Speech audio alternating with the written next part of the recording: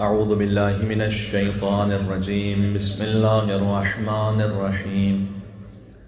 الحمد لله الذي لا يبلغ مدحته القائلون ولا يحصي نعماءه العادون ولا يؤدي حقه المجتهدون، الذي ليس لصفته حد محدود ولا نعت موجود ولا وقت ممدود ولا وقت معدود ولا أجل ممدود. فطر الخلائق بقدرته ونشر الرياح برحمته وودد بالسحور ميدان أرضه. والصلاة والسلام على أمير المؤمنين وقائد الغر المحجلين وإمام المتقين، عليه أفضل الصلاة والسلام. اللهم صل وسلم وزد وبارك على صاحب الدعوة النبوية والسولة الحيدرية والعصمة الفاطمية والحلم الحسنية والشجاعة الحسينية والعبادة السجادية والمآثر الباقرية والآثار الجعفرية والعلوم الكاظمية والحجج الرضوية والجود التقوية والنقاوة النقوية والهيبة العسكرية والغيبة الإلهية. اللهم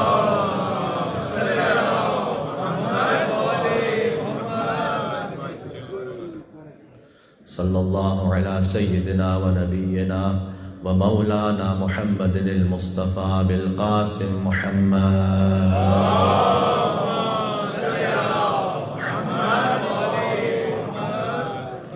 رحمة الله على محبيهم واللعنة الدائمة على أعدائهم أجمعين.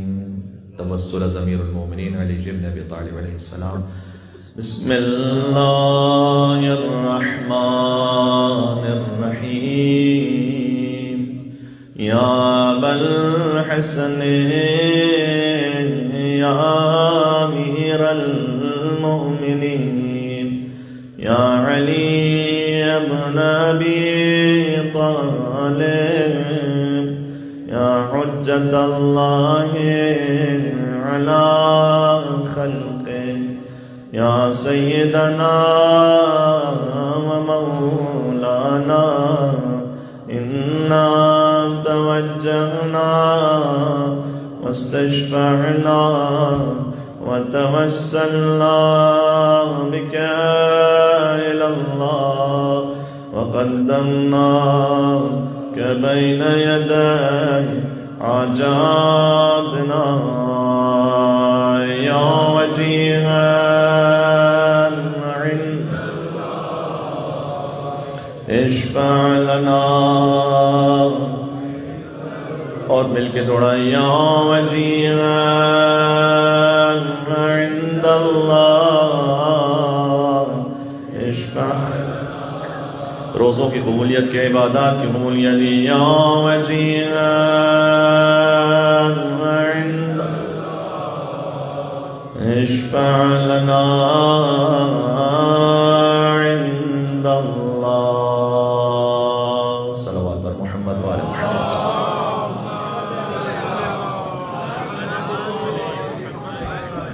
أما بعد فقد قال الله الحكيم في كتابه المجيد. بسم الله الرحمن الرحيم. أم يحسدون الناس على ما آتاهم الله من فضله فقد آتينا آل إبراهيم الكتاب والحكمة وآتيناهم ملكا عظيما. نعرہ الصلوات.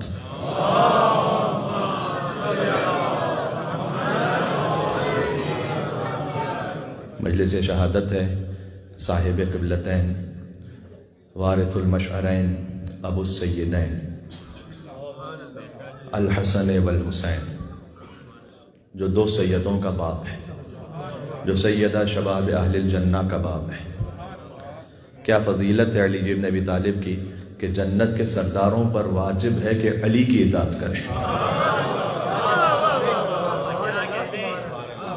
جن کی محبت سے لوگ جنت میں جائیں گے، حسن اور حسین علیہ السلام، ان سرداروں پر واجب ہے کہ علی کی اطاعت کریں.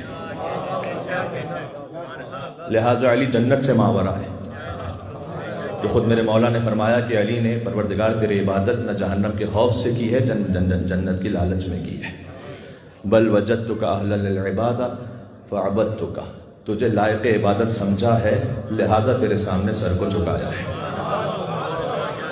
لازم تھا کہ کچھ لوگ وہ تھے کہ جو ان کے سامنے جھک جائیں، ایمان لے آئیں دل سے، کچھ وہ تھے کہ جنہیں حسد ہوا امیر المومنین سے۔ اس کا ذکر دعائے نطفہ میں بھی ہے، ہم نے کل قرآن کی آیت بھی پڑھی سورہ نساء میں، جس میں ارشاد اقدس آئی ہے کہ ام یحسدون الناس علی ما آتاہم اللہ من الفضل، کچھ لوگ ایسے ہیں کہ جو حسد کرتے ہیں ان لوگوں سے جنہیں ہم نے اپنے فضل سے عطا کیا ہے۔ فقد آتینا آل ابراہیم، چونکہ ہم نے آل ابراہیم یعنی آل محمد کو الکتاب والحکمہ، کتاب اور حکمت عطا کی ہے، وآتیناہم ملکا عظیما، اور انہیں ملک عظیم عطا کیا ہے۔ ملک عظیم سے مراد مولا علی علیہ السلام ہی کی روایت ہے کہ چونکہ اللہ نے ہمیں مطاع بنایا ہے طاعہ سے، اور سب کو مطیع بنایا ہے، یعنی ہماری اطاعت کو فرض کیا ہے ساری کائنات پر، اس سے لوگ حسد کرتے ہیں۔ تو عزیزان گرامی، کل تک بات یہاں پہنچی تھی کہ جو حسد کی آنکھ تھی وہ بڑکی تھی در حقیقت بدر کے میدان سے۔ میں نے آپ سے عرض کیا کہ جب بدر کا واقعہ ہو گیا تو اگرچہ کہ کفار بہت سارے مارے گئے تھے، اور یہ وہ سارے کفار تھے کہ جنہوں نے رسول اللہ کے قدموں میں کانٹے بچھائے تھے، ان پہ پتھر مارے تھے، انہوں نے مسلمانوں پر اتنا ظلم کیا تھا کہ یہ سینوں پر نیزے رکھ رکھ کر ان کے سینوں میں اتار دیتے تھے، انہیں شدید ترین گرمی میں ان کے جسموں پر پتھر توڑا کرتے تھے۔ لیکن جب یہ مار دیے گئے تو حضور نے ان میں سے کسی کے بھی لاشیں کی بے احترامی نہیں ہونے دی، اور یہی وہ سنت رسول تھی کہ جو امیر المومنین تک آئی۔ تو میں نے عرض کیا کہ جب خندق تک بات پہنچی تو اور واضح ہو گیا کہ علی بن ابی طالب نے خندق میں فقط دشمن خدا کو مارا ہے، اصول انسانیت کو نہیں مارا۔ کسی کا ہاتھ اتنا سبک ہو کہ وہ عدو خدا کو تو قتل کر دے لیکن انسانیت کو زندہ رہنے دے، یہ سوائے دست عصمت علی بن ابی طالب کے اور ممکن نہیں تھا کسی اور کے ہاتھ میں۔ اسی کے لیے علی کا ہاتھ اپنا ہاتھ نہیں تھا، ید اللہ تھا۔ چونکہ جب بدر میں شکست ہو گئی اور احد میں بھی مسلمانوں کو فتح ہو گئی، ہاں ٹھیک ہے کہ کافروں نے کچھ کامیابیاں تو حاصل کر لی تھی کچھ وقتی طور پر، وہ بھی مسلمانوں کی غلطیوں کی وجہ سے جس کی طرف کل اشارہ ہو گیا، لیکن وہ جب جا رہے تھے مکہ واپس تو یہ سوچتے ہوئے جا رہے تھے کہ ابھی محمد بھی زندہ ہے، علی بھی زندہ ہے، تو ہم نے جتنے بھی مسلمان مار دیے ابھی مسلمان بنانے والے زندہ ہیں، لہٰذا ہم نے جتنے مار دیے ہیں وہ چند دنوں میں اسے دگنے بنا لیں گے، تو ابھی ہمیں فتح عنایت نہیں ہوئی ہے، فتح حاصل نہیں ہوئی، تو لہٰذا انہوں نے پھر سے ایک مرتبہ کوشش کی، اور ابو سفیان نے 10,000 کا لشکر تیار کیا جس کی سرداری وہ خود کر رہا تھا، جس سے جنگ احزاب معروف ہے اور جنگ خندق اور زیادہ معروف ہے۔ احزاب کا مطلب یہ کہ اس نے سارے گروہوں کو جمع کیا تھا تاکہ ہمارا کامن اینیمی اسلام ہے، ہمارے کامن اینیمی محمد اور علی ہیں، اصل میں محمد ہے لیکن محمد تک پہنچا نہیں جا سکتا جب تک علی سے نہ گزریں، اس لیے کہ انہیں اس بات کا کلنک تھا کہ ہم بدر میں تو ہمیں شکست دے دی علی نے، 35 علی نے اکیلے مارے اور 35 جو سب مسلمانوں نے مل کر مارے اس میں بھی علی شریک تھے، تو شکست فاش ہوئی علی کی وجہ سے۔ احد میں ہم بالکل محمد کے قریب پہنچ گئے تھے، بس چند سیکنڈز کی بات تھی، آدھے منٹ کی بات تھی کہ ہمارے نیزے پہنچ گئے تھے محمد تک، لیکن پھر علی آ گئے، اور پھر تو وہ تلوار بھی نازل ہوئی کہ لا فتح الا علی لا سیف الا ذوالفقار۔ تو کتنا بھی بڑا لشکر لے کر جاؤ لیکن ایک انتظام کرنا پڑے گا علی کے لیے کہ کسی ایسے سورما کو ڈھونڈو کہ جو علی کا مقابلہ کر سکے، اور انہوں نے سارے عرب کے قبائل میں ڈھونڈا تو انہیں عمر ابن عبدود نظر آیا کہ جو ایک انسان 1000 انسانوں سے اکیلا لڑتا تھا وہ شخص، تو کہا یہ وہ ہے کہ جو علی کے لیے کافی ہوگا، اس لیے کہ 1000 کے برابر لڑنے والا ہے، تو اسے لے کر مجھے خندق نہیں پڑھنی آپ کے سامنے، مجھے آج ایک اور منزل تک آگے لے کے جانا ہے، اور بہت اہم ٹرننگ پوائنٹ آپ کو عرض کرنا ہے اسلام کی ہسٹری کا، کہ جہاں سے معاملہ مولا کائنات کے ماننے والوں کے لیے اور ان کے غیروں کے لیے بالکل کلیئر اور الگ ہو جاتا ہے، اور ہمیں سمجھنے کی ضرورت ہے کہ اسلام کو حکومت کون سمجھتا ہے اور نبوت کون سمجھتا ہے۔ یہ بات ذہن میں رکھیے گا، آج مجھے اس بات کو پیش کرنا ہے، یہاں سے وہاں تک مل کے صلوات دے دیں، نام محمد و آل محمد، اے در کرار علی۔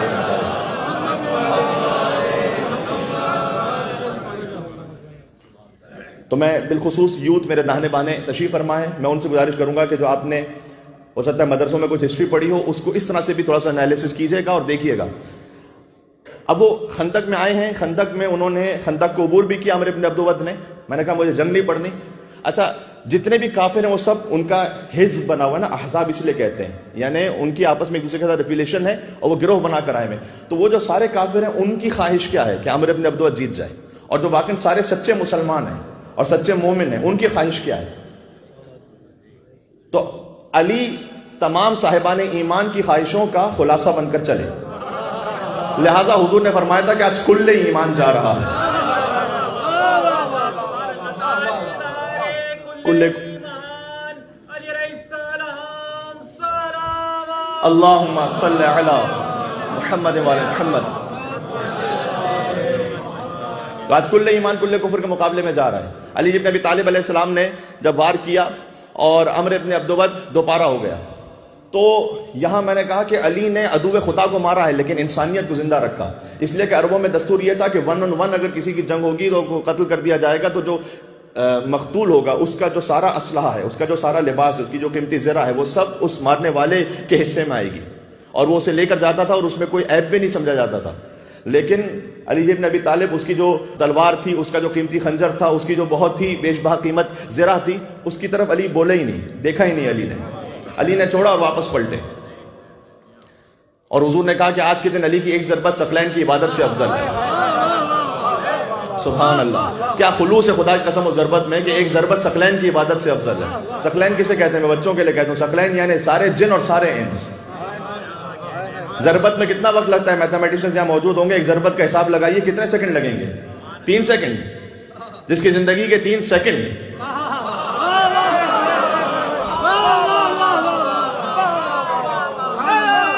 اللہ اکبر یا علی.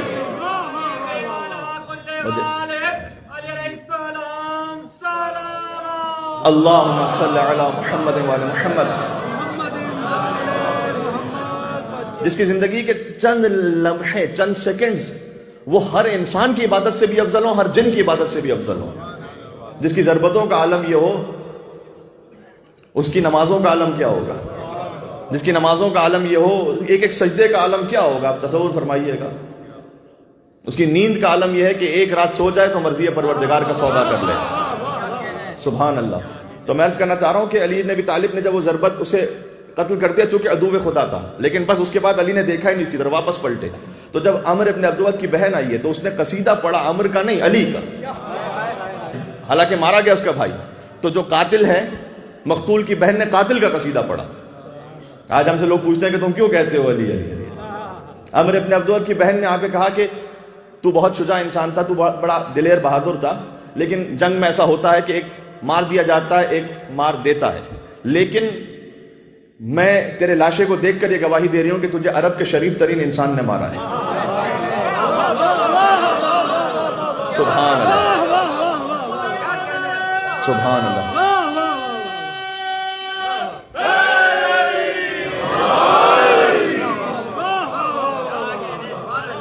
میں تیرے لاشے کو دیکھ کر گواہی دے رہی ہوں کہ تجھے عرب کے شریف ترین انسان نے مارا ہے. میں کہتا ہوں کہ یہاں امیر المومنین نے تو جو دشمن خدا تھا، عدو خدا تھا، اس کا بھی انسانیت کے اعتبار سے ایسا لحاظ کیا ہے. ہم تو اتنا لحاظ حتی مومنوں کے کرنے کے لیے تیار نہیں ہوتے، آپس میں ایک دوسرے کو کرنے کے لیے تیار نہیں ہوتے. موضوع تو ایک بڑا تفصیلی موضوع ہے، اور شہادت کی شبوں میں کوئی تفصیل سے میں اس میں بہت چھیڑ بھی نہیں سکتا، لیکن میں عرض کروں، حتی بڑا دکھ ہوتا ہے اس بات کو کہتے ہوئے کہ بہرحال جیسے جیسے سوسائٹی آگے بڑھ رہی ہے تو فقط کمیونٹی نہیں، ود ان کمیونٹی بھی، آؤٹ سائڈ کمیونٹی بھی، سب جگہ سیم سچویشن ہے. یہ جو سیپریشن کے کیسز ہیں وہ بہت زیادہ آپ کے سامنے آتے رہتے ہیں، اور کبھی کبھی شاکنگ ہوتا ہے کہ اچھا فلاں کا بھی سیپریشن کیس آ جائے گا، فلاں کا بھی اس طرح سے. تو وہ تو ایک الگ معاملہ ہے کہ وہ کیوں ہوتا ہے، کیوں اس وقت تک بات پہنچتی ہے، اور کیا اس کے اسباب اور عوامل ہیں. لیکن بعض دفعہ جب ہمارے سامنے ایسا معاملہ آتا ہے تو ہم ان سے کہتے ہیں کہ یار آپ نے اگر الگ بھی ہونا ہے نا تو انسانوں کی طرح الگ ہو جاؤ. ایک طریقہ ہوتا ہے سیپریشن کا کہ جس میں ایک دوسرے کو اتنا زیادہ ذلیل اور رسوا کیا جائے، اتنا اس میں کیچڑ اچھالا جائے کہ جو آس پاس والے انہیں بھی بو محسوس ہونے لگے، اور وہ بھی اپنی ناک بند کر کے دو منہ چھپاتے پھریں کہ کیا ہو رہا ہے. ارے علی ابن ابی طالب نے تو دشمن کے ساتھ یہ سلوک کیا کہ اگر وہ عدو خدا تھا اس کو قتل تو کیا حکم رسول سے، لیکن کم از کم انسانیت کا خیال رکھا. کیا آپ اپنے ہسبینڈ کے لیے، اپنی وائف کے لیے اتنا کرنے کو تیار نہیں؟ کم از کم اصول انسانیت کا تو خیال رکھیں.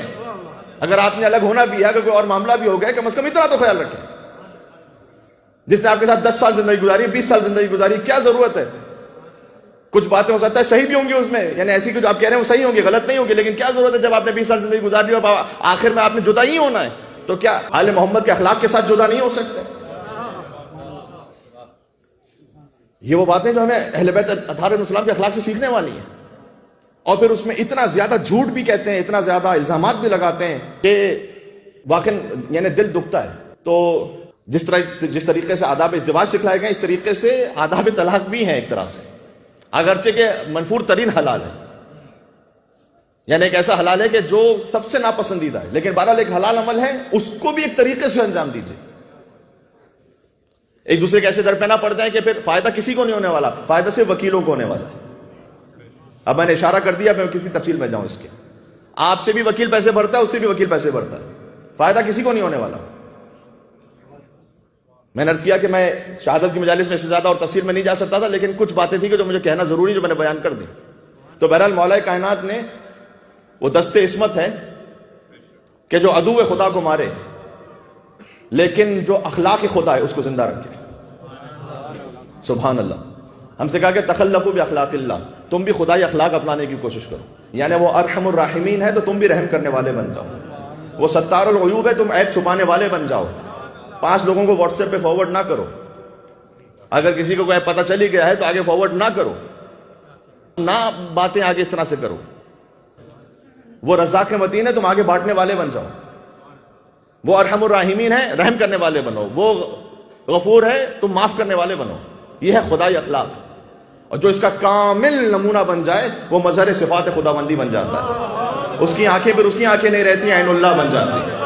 اس کے ہاتھ اپنے ہاتھ نہیں رہتے، ید اللہ بن جاتے ہیں. اس کا چہرہ وجہ اللہ بن جاتا ہے. وہ خود نفس اللہ بن جاتا ہے، اپنا نفس بیچ دیتا ہے.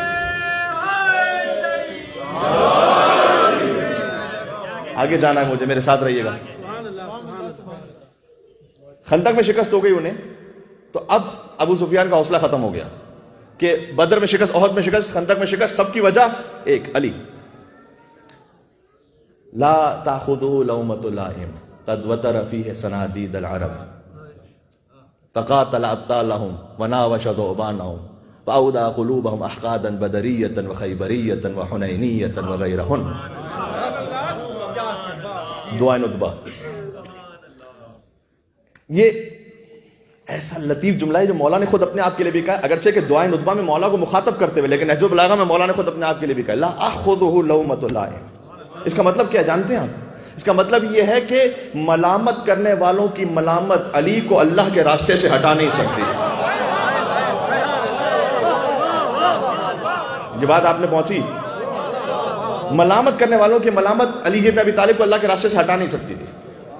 کوئی بولتا ہے بولتا رہے، اگر اللہ کے راستے پر آپ ہیں تو کسی بولنے والے کا بولنا آپ کو اللہ کے راستے سے ہٹا نہیں سکتا. لوگ تو باتیں بناتے رہیں گے، اسے کیا فرق پڑتا ہے. قد وتر فیہ صنادید العرب، تو آپ نے عرب کے بڑے بڑے پہلوانوں کو بچھاڑ دیا. یہ دعائے ندبہ. اور فقاتل ابطالهم، ان کے پہلوانوں کو قتل کیا. وناوش ذؤبان، ذؤبان کی پتہ کیسے کہتے ہیں؟ بھیڑیوں کو. ان کے بھیڑیوں کو، یعنی اگر سادہ ترجمہ کروں تو وہ ایک طرف لائن پہ لگا دینا. ناوش ذؤبانہم یعنی ان کے بھیڑیوں کو ختم کر کے وہ جو سازش کرنا چاہتے تھے اسلام کے خلاف اور رسول اللہ کے خلاف، اس کو ختم کر دیا. قد وتر فیہ صنادید العرب وقاتل ابطالهم وناوش ذؤبانہم فاودع قلوبہم، تو ان کے دل بھر گئے کینے سے. احقادا بدریۃ وخیبریۃ وحنینیۃ وغیرہن، تو بدر کا کینہ تھا، خیبر کا کینہ تھا، حنین کا کینہ تھا، اور ان کے علاوہ جنگوں کا کینہ تھا لوگوں کے دلوں میں جو علی بن ابی طالب کے خلاف تھا. یہ وہ حسد ہے میں جس کے بارے میں آج بات کر رہا ہوں. تو علی کے بارے میں حسد بڑھتا جا رہا ہے، یہاں تک کہ پھر بعد میں وہ دیکھتے ہیں کہ اچھا حضور کے زمانے میں علی نے بچایا دین کو، پھر بعد میں علی نے بچایا، اور بعد میں جب حملہ کرنے کی کچھ کی تو علی کی اولادوں نے بچایا. تو میرے ساتھ چلیے گا، مجھے ایک سیکوینس تک جانا ہے. اچھا ابو سفیان ہمت ہار چکا ہے کہ اب میں نہیں کر سکتا کچھ. اب چونکہ وہاں علی ہیں، کتنا بھی بڑا لشکر لے کے جاؤ، کتنے بھی بڑے سورما کو لے کے جاؤ. خیبر کی جنگ دوبارہ ضرور ہوئی ہے، لیکن خیبر میں ڈائریکٹ ابو سفیان سامنے نہیں ہے، پیچھے سے سازشیں تو ہو رہی تھی، لیکن اس وقت وہاں یہودی تھے سامنے، ان کا ایک الگ معاملہ ہے. اور پھر اس کے بعد مسلمان پہنچے تاکہ ہم مکہ میں بیت اللہ کی زیارت کریں، تو انہوں نے آنے نہیں دیا. 6 ہجری کا واقعہ ہے، کہا نہیں آپ اگلے سال آئیں گے یا اس کے بعد آئیں گے. صلح حدیبیہ ہوئی وہاں پر. اور پھر 8 ہجری تک جب بات پہنچی تو مسلمان اتنے طاقتور ہو چکے تھے علی بن ابی طالب کی ذوالفقار کی وجہ سے کہ اب کسی کی جرت نہیں تھی کہ مسلمانوں کے سامنے محمد مصطفیٰ کے سامنے آنکھ اٹھا کر دیکھ سکے. تو اب جب 8 ہجری کو پہنچے ہیں تو یہ ہے کہ جب فتح مکہ کی شب ہے وہ. اچھا یہ پہنچ رہے ہیں مسلمان تو رات کے وقت پہنچے ہیں، اور مکہ میں اب رات کو داخل نہیں ہوئے رسول اللہ. رات کو لشکر رسول اللہ نے باہر روک لیا، اس لیے کہ ایک تو مکہ محترم شہر تھا، نہیں چاہتے تھے کہ رات میں اگر کوئی تلوار چلے تو مکہ کے اندر تلوار چلے، تو کم سے کم خون خرابہ ہو، اور بعد میں تو ہوا ہی نہیں. تو بہرحال اب میں آپ کو ایک بات بتلانے لگا ہوں. میں نے کہا کہ ایک بہت اہم ٹرننگ پوائنٹ پہ لے آیا میں آپ کو. یہاں رات کو لشکر رکا ہوا ہے مکہ کے باہر، اور ابو سفیان اور حضرت عباس ابن عبد المطلب حضور کے چچا، یہ دونوں مکہ کی پہاڑی پر چڑھتے ہیں۔ ابو سفیان کافر ہے، عباس ابن عبد المطلب مسلمان ہے۔ جب یہ پہاڑی پر چڑھے تو لشکر نظر آ رہا ہے، ابھی غروب آفتاب کا وقت ہے۔ ابو سفیان جو جنگوں میں رہنے والا، اس کو پتا ہے کہ اس لشکر کی قوت کتنی ہے، دیکھ کر اندازہ لگا لیا کہ ہم تو مقابلہ کر نہیں سکتے۔ تو اس نے ایک ہسٹوریکل جملہ کہا جس کا تاریخی جواب پھر دیا عباس ابن عبد المطلب نے۔ اس نے لشکر کو دیکھ کر کہا اوہو عباس، تمہارے بھتیجے کی حکومت اتنی طاقتور ہو گئی ہے، تمہارے بھتیجے کی حکومت اتنی اسٹرانگ ہو گئی ہے۔ اس وقت عباس ابن عبد المطلب نے گویا کوہنی ماری، تقریباً جو کتابوں میں جس طرح کا مزاج لکھا ہوا ویسا ہے، اور کہا کہ ارے بدبخت، تجھے اب تک سمجھ میں نہ آیا، یہ حکومت نہیں ہے، یہ نبوت ہے مصطفیٰ کی۔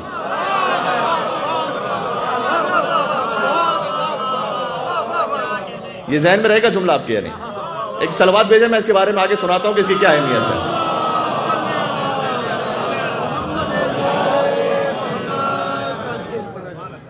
یہ حکومت نہیں ہے، یہ نبوت ہے۔ اچھا، رات تک سب خیر ہے، اس لیے کہ ابو سفیان کافر یہ کہہ رہا ہے کہ یہ حکومت ہے، عباس ابن عبد المطلب مسلمان یہ کہہ رہے ہیں کہ یہ نبوت ہے۔ رات تک سب خیر ہے، جب رات گزری اور صبح کا سویرا ہوا تو غضب ہو گیا۔ ابو سفیان زبردستی صحیح، مصلحتاً صحیح، اپنے آپ کو بچانے کے صحیح مسلمان ہو گیا۔ اب جب مسلمان ہو گیا تو اب پہلے تھا کافروں کا نظریہ کہ یہ حکومت ہے، مسلمانوں کا نظریہ کہ یہ نبوت ہے، اب مسلمانوں میں دو نظریے بن گئے۔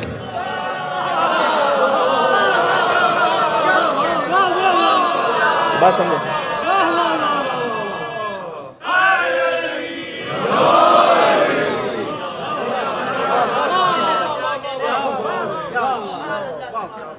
یہ ان مجالس کا میں نے موضوع کا انتخاب ایک خاص حوالے سے سوچ سمجھ کے کیا، ورنہ ہم زیادہ تر قرآن اور احادیث کے حوالے سے بات کرتے ہیں، لیکن میں چاہ رہا تھا کہ ایک مرتبہ تاریخ بھی آپ کو سناؤں، پھر پتہ نہیں کب موقع ہو۔ رات تک سب خیر ہے، کافر جو کہہ رہا وہ کہہ رہا حکومت ہے، کہتا رہے، مسلمان کہہ رہے نبوت ہے۔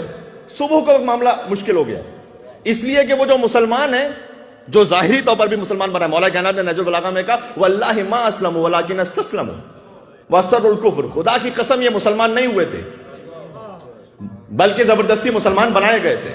واسروا الکفر، انہوں نے کفر کو اپنے اندر چھپا کے رکھا ہوا تھا۔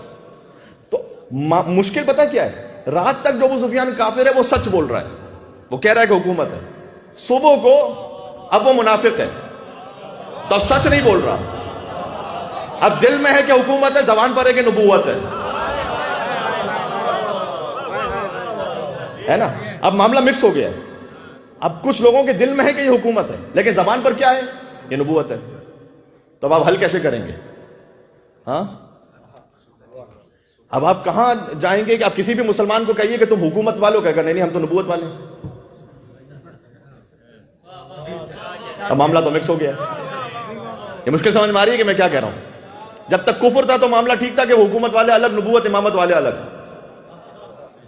اب معاملہ مکس ہو گیا ہے، اسے کسی کو کہے کہ تم حکومت والے مسلمان ہو، کہا کہ نا ہم نبوت والے مسلمان ہیں، مانے گا تھوڑی۔ مثال دیتا ہوں چھوٹی سی، اس کو حل کیسے کریں گے؟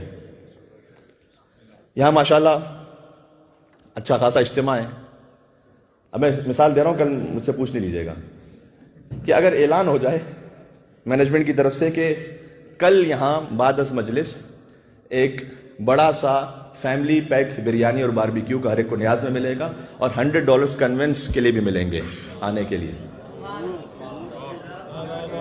سبحان اللہ کہنا، آپ کا کیا کہنا ہے سبحان اللہ، اس پر سبحان اللہ۔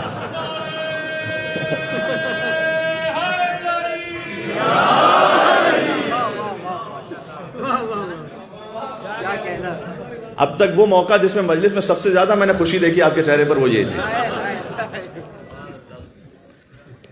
تو اب مولا مینجمنٹ کی توفیقات میں اضافہ فرمائے اور مولانا کو صحیح طریقے سے مثال دینے کی توفیق عطا فرمائے۔ اب جب یہ اعلان ہوا تو مثلا اگر لیڈیز جینٹس ملا کر کل 1200-1500 لوگ ہوتے تھے، اور کل 5000 آئے ہوئے ہیں.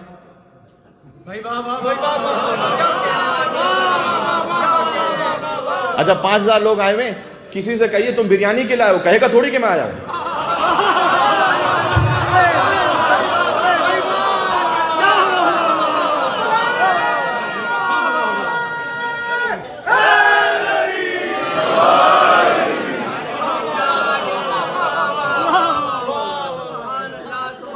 کیا مثال سمجھ میں آ رہی ہے؟ کسی سے کہیے تم تو باربیکیو کے لائے ہو, تو کہے گا آپ سے مطلب تم مولا کی مجلس کے لائے ہیں, کہے گا تھوڑی. اب مولا کی مجلس میں آئے تو جو نیاز بٹلی وہ بھی نہ لے کے جائیں کیا؟ تو وہ تو لے کے جائیں گے. تو اب مینجمنٹ آئی, انہوں نے آگے کہا کہ مولانا یہاں تو پورا بلوا ہو گیا, اتنا زیادہ شور شرابہ ہو رہا ہے, سب دھکم پیل ہے, بڑا مشکل ہو رہا ہے. ہم نے کہا بھائی نہ بانٹیے نیاز. کہا نہیں یہ تو نہیں ہو سکتا, بریانی تو بٹے گی کیونکہ اعلان ہو چکا ہے. تو اب پتہ کیسے چلے؟ ہم نے کہا کہ بھائی دیکھو یہاں تو وہ بہت زیادہ مشکل ہے, ایسا ممکن نہیں ہے. تو قریب میں اگر کوئی پارک وغیرہ کوئی ہال اس طرح کا اویلیبل ہے جہاں سکون سے کام ہو سکے تو آپ اعلان کر دیجئے کہ بھئی مجلس یہاں ہوگی, مجلس ہی کے ٹائم پر بریانی وہاں بٹے گی.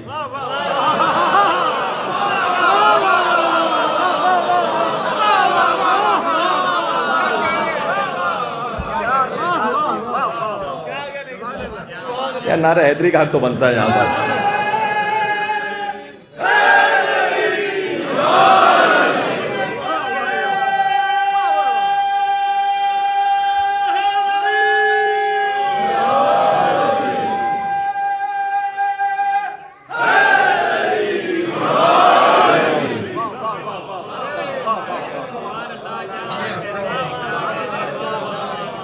انہوں نے کہا بھائی اعلان کر دیجئے کہ یہاں جو مجلس میں ہوگا اسے نارمل نیاز ملے گی جو ہر شب ملتی ہے, باقی وہ جو اعلان ہوا تھا وہ وہاں پر.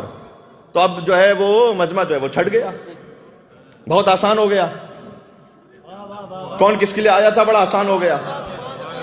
بس یہی کام, یہ حکومت اور نبوت مکس ہو گیا تھا معاملہ, اس کو حل کرنا بہت ضروری تھا.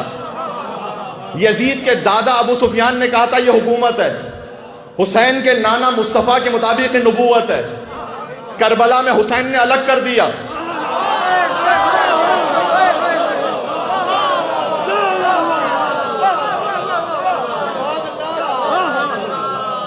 اللہ اکبر, پتہ نہیں بات پہنچ رہی ہے نا میرے ساتھ.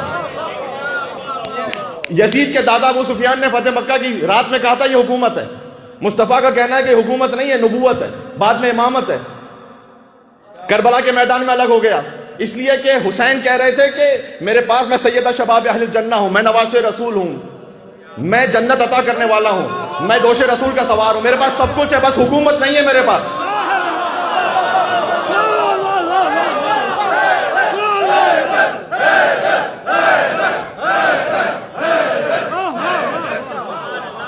میرے پاس سب کچھ ہے, بس ظاہری حکومت نہیں ہے میرے پاس.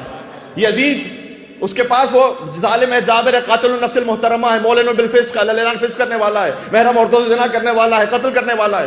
اس کے پاس کچھ نہیں ہے فضیلت میں, بس دنیا کی حکومت ہے. جو یزید کے خاندان پر چلا گیا وہ اسلام کو حکومت سمجھ رہا تھا, جس نے حسین اور اس کے باپ کو مان لیا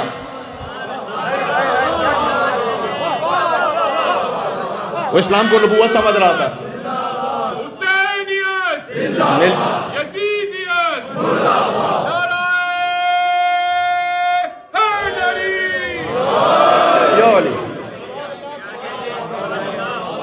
میرے ساتھ ایک منزل اور آگے چلیں گے. صبح کو لشکر داخل ہوا, ابھی ایک نقطہ باقی ہے یہاں پر. صبح کو لشکر داخل ہوا مکہ میں. ابو سفیان, ہندا, ابو سفیان کا بیٹا یزید, ایک معاویہ کا بیٹا بھی یزید ہے, ایک ابو سفیان کا بیٹا بھی یزید ہے, اور اس کا بیٹا معاویہ, یہ چاروں مسلمان ہو گئے, ظاہر میں اسلام قبول کر لیا. ہندا کیسے مسلمان ہوئی جا کے تاریخ میں پڑھیے گا.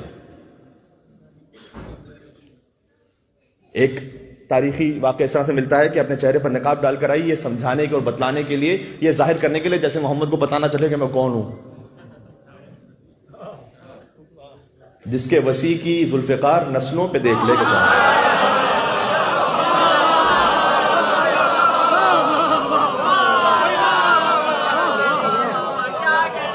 اللہ اکبر.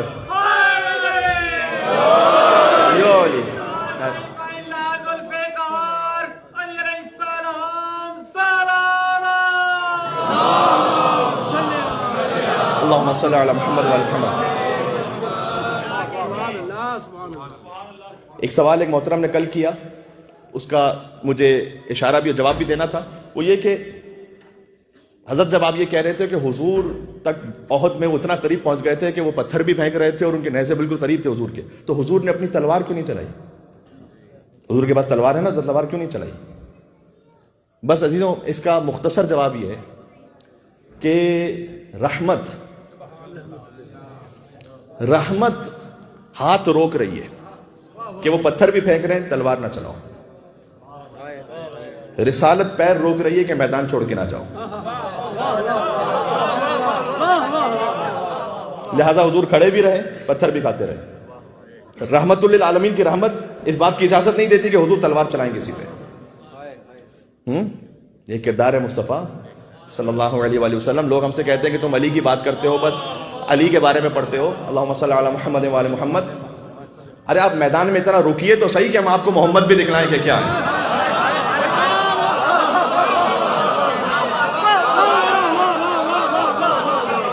جی تو آپ رکیے تو صحیح اتنا پہلے. تو مولا کائنات نے کہا ہے کہ جب ہم پر کوئی خطرے کا وقت آتا تھا تو ہم مصطفیٰ کی پناہ میں آتے تھے. اتنے شجاع تھے وہ. حیدر کرار کے استاد ہیں مصطفیٰ. تو رحمت روک رہی ہے کہ تلوار نہ چلائیے, اور رسالت پیروں کو روک رہی ہے کہ چھوڑ کے نہ جائیے. اب ہر ایک کو جو تلوار اللہ تعالیٰ نے عطا کی نا, وہ الگ نوعیت کی ہے. در حقیقت حضور کو ایک انسانی شکل میں تلوار عطا کی ہے اللہ نے.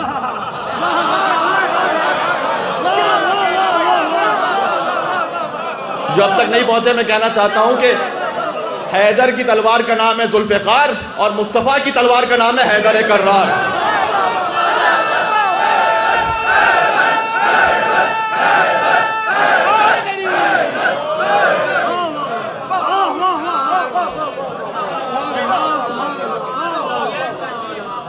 بھائی علی سے بغض تو سمجھ میں آ رہا ہے نا, علی سے حسد کی وجہ سمجھ میں آ رہی ہے کہ نہیں؟ بس موضوع یہی پہنچانا ہے.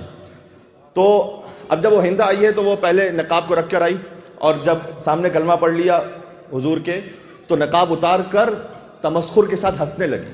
یہ تاریخ, بعض تاریخوں میں حضور نے مہدور الدم قرار دیا. خیر, ایک تاریخ یوں بھی کہتی ہے کہ جب وہ آئی ہے مظاہر اسلام قبول کرنے کے لیے, حضور نے کہا تم زنا نہیں کرو گی, چوری نہیں کرو گی. حضور کیوں کہہ رہے ہیں کسی کو؟ تم اپنی اولاد کو قتل نہیں کرو گی, یعنی بیٹیوں کو زندہ دفن نہیں کرو گی. تو سامنے سے اس نے پلٹ کر کہا کہ ہم نے تو اپنی اولادوں کو پالا تھا, تم نے بدر میں مار دیا. حضور نے کہا کہ میں نے نہیں مارا, یہ اللہ نے مارا تھا.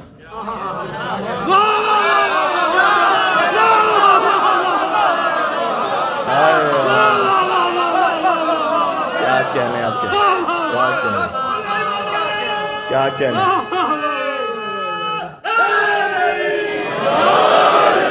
یہ میں نے نہیں مارا تھا, یہ اللہ نے قتل کیا تھا. جی. پھر اس کے بعد انسان نے کہا کہ مجھے اسلام سے, آپ کے اسلام سے 3 چیزیں پسند نہیں ہیں. اچھا کوئی کہے کہ مولانا یہ کہاں سے پڑھے جا رہے ہیں, کیا کہہ رہے ہیں پتہ نہیں. یہ جا کے تاریخ مدینہ دمشق اپنے عساکر کی کتاب دیکھ لیجیے گا, جلد نمبر 70 صفحہ نمبر 182.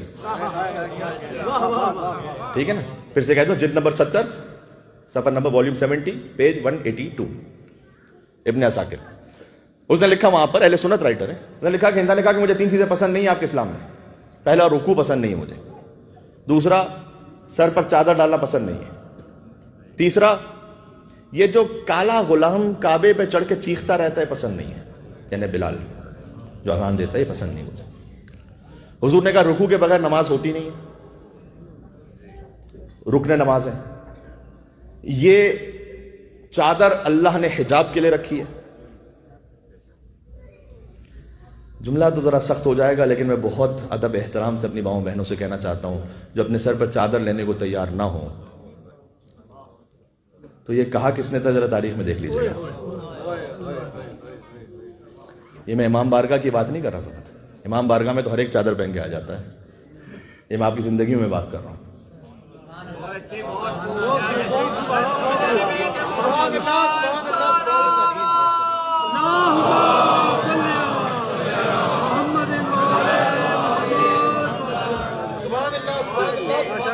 اچھا اچھا جہاں تاریخ چلتے چلتے چلتے تھوڑا سا ایک اسپارک آپ جھٹکا دیجئے تو 2 سیکنڈ کے لیے لوگوں کو ہوتا ہے کہ مولانا نے کیا شروع کر دیا. لیکن بات یہ ہے کہ تو بات یہ ہے کہ ہندا نے کہا تھا کہ یہ مجھے آپ کے اسلام سے یہ چادر پسند نہیں. میں اتنا ضرور کہتا ہوں، میں قطعاً کسی کو کسی سے ملانا نہیں چاہتا، یہ ہمارا طریقہ ہی نہیں کبھی، اور ہمارے اساتذہ نے بھی اس بات کو سختی سے منع کیا ہے. ایک مومنہ عورت ہو جو ایمان میں ولایت علی بن ابی طالب پر ہے، پھر خدا نہ خاصہ لاکھ گناہ گار بھی ہو،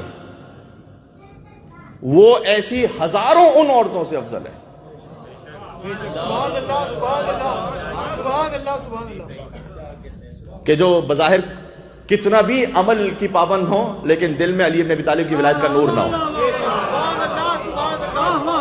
یہ بات بہت کلیئر ہے. آپ کو عقیدے اللہ سبحانہ وتعالیٰ نے ایک توفیق عطا کی ہے، لیکن میں چاہ رہا ہوں کہ اپنا عمل میچ بنی امیہ سے نہ کریں نا، اپنا عمل میچ بنی ہاشم سے کریں. آپ بنی ہاشم کے ماننے والے ہیں نا، ان کا آپ دیکھیں گے کیا تھا. تو اور یہ کہا کہ مجھے کالے غلام کی یہ جو چیخ ہے خانہ کعبہ کے اوپر ہی پسند نہیں. حضور نے کہا کہ اللہ سبحانہ وتعالیٰ نے بلال کو پسند کیا ہے اور یہ اذان ہے جو اللہ کو پسند ہے. آپ جانتے ہیں کہ جب بلال کہتے تھے اشہدو ان لا الہ الا اللہ تو نہیں کہہ پاتے تھے، اشہدو ان لا الہ الا اللہ کہتے تھے. اور جب وہ لوگ آ کے کہتے تھے کہ ہم یہ آپ نے کس میں نقل کفر نباشر آپ نے کس کالے کوے کو اذان کے لیے کھڑا کر دیا ہے، اسے تو شین کہنا بھی نہیں آتا، ہم سین کو سین کہتے ہیں، شین کو شین کہتے ہیں، صاد کو صاد کہتے ہیں، واد کو واد کہتے ہیں، عین کو عین کہتے ہیں، ہم عرب ہیں باقی ہے. جب میں آپ نے کس کو کھڑا کر دیا؟ حضور نے کہا سین و بلال شین عند اللہ. بلال کی زبان سے نکلا ہوا سین جب اللہ کے پاس پہنچتا ہے تو شین بن جاتا ہے. یہاں پر اس خلوص کی حیثیت ہے. ہمیشہ کسی بھی خطیب کو، کسی بھی نوحہ خان کو، کسی بھی پڑھنے والے کو فقط اس کے ظاہر پر نہ جج کیا کریں. ہو سکتا ہے کہ ظاہر میں کوئی اتنا زیادہ ایلوکینسی نہ رکھتا ہو، لیکن اگر عمل کا پابند اور عقیدے میں ٹھیک ہے، یہ دیکھیں سبحان اللہ سبحان اللہ سبحان اللہ صحیح. اور ہو سکتا ہے کہ کوئی ظاہر میں بہت اچھی خطابت کرتا ہو، لیکن اگر عقیدے میں ٹھیک نہ ہو تو احتیاط کر لیں. ریڈ لائن لگا دیں یہاں پر، ٹھیک ہے. بہرحال ہندا جو ہے وہ اس کے پورے خاندان نے اسلام قبول کر لیا. اب مسئلہ کیا ہے یہاں پر؟ مسئلہ یہ کہ حکومت والوں نے اسلام قبول کر لیا اور دل میں ہے حکومت، زبان پر ہے نبوت اور رسالت.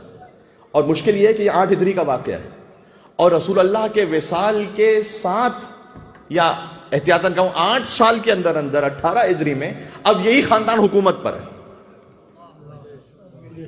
مسئلہ یہ ہے جب دوسری خلافت میں گورنر بنانا ہے شام کا تو بنایا کس کو گیا؟ پہلے بنایا گیا ہے یزید ابن ابی سفیان کو، پہلے اسے گورنر بنایا گیا.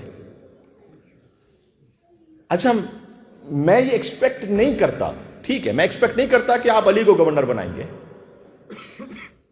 اور یہ علی کو گورنر بنانا یہ علی ابن ابی طالب کی توہین ہے. گورنری کیا ہے علی ابن ابی طالب کے مقابلے میں؟ یار میں کیا کہوں، مجھے ایک سے بات ایک یاد آتی ہے. امام احمد بن حنبل کے بیٹے کا بیان ہے کہ میرے بابا کے پاس کرخ سے گروہ ملنے کے لایا تو وہ خلافتوں کا ذکر کر رہے تھے، تو حضرت ابوبکر عمر عثمان کی خلافت کا ذکر ہوا تو وہ سنتے رہے، اور جب علی کی خلافت کا جیسے انہوں نے ذکر شروع کیا تو میرے بابا نے اسے دیکھ کر کہا کہ ان الخلافت لم تزین علی بل علی زین الخلافہ. علی کی خلافت کی کیا بات کرتے ہو؟ خلافت نے علی کو زینت نہیں بخشی، علی نے خلافت کو زینت بخشی ہے، علی نے بخشی ہے زینت.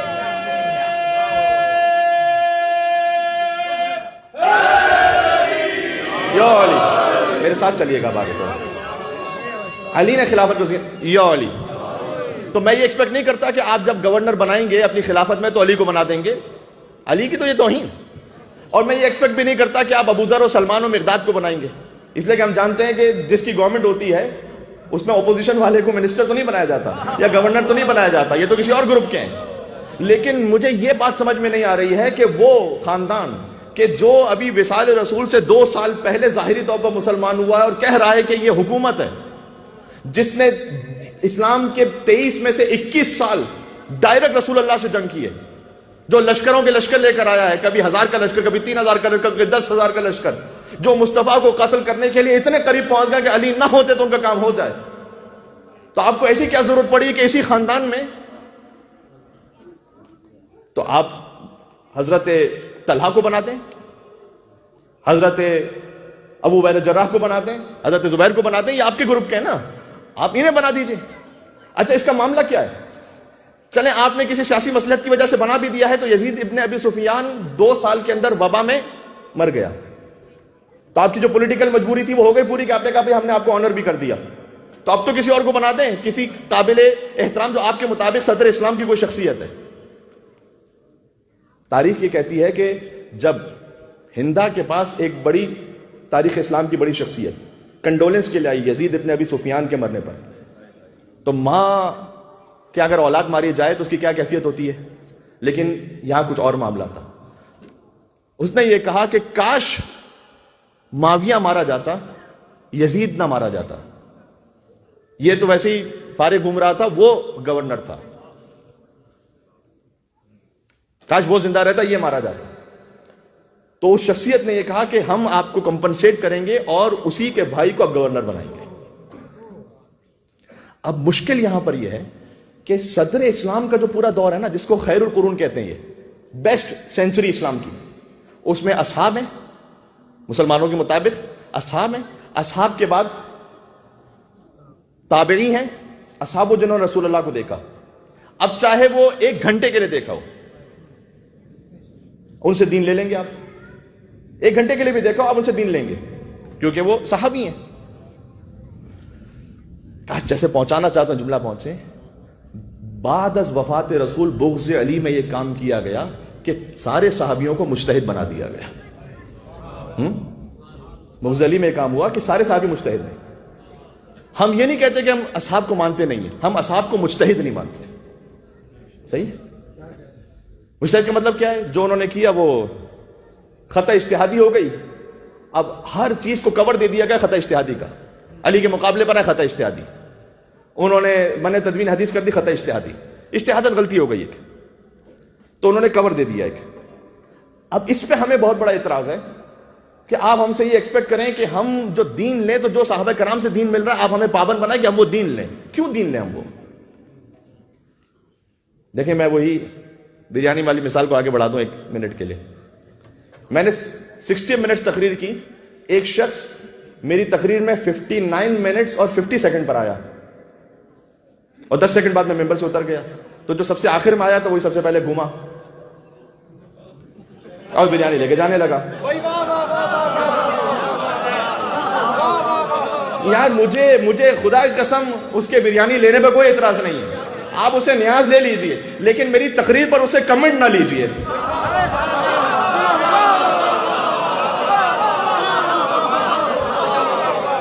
یا اتنا تو میرا حق بنتا ہے کہ میری تقریر پر اس پہ کمنٹ نہ لیجئے۔ جو بالکل آخر میں 1 گھنٹے کے لیے بھی مصطفیٰ کے پاس آیا، اسے صحابیت کے نیاز دے دیجئے، لیکن اسلام پر اسے کمنٹ تو نہ لیجئے۔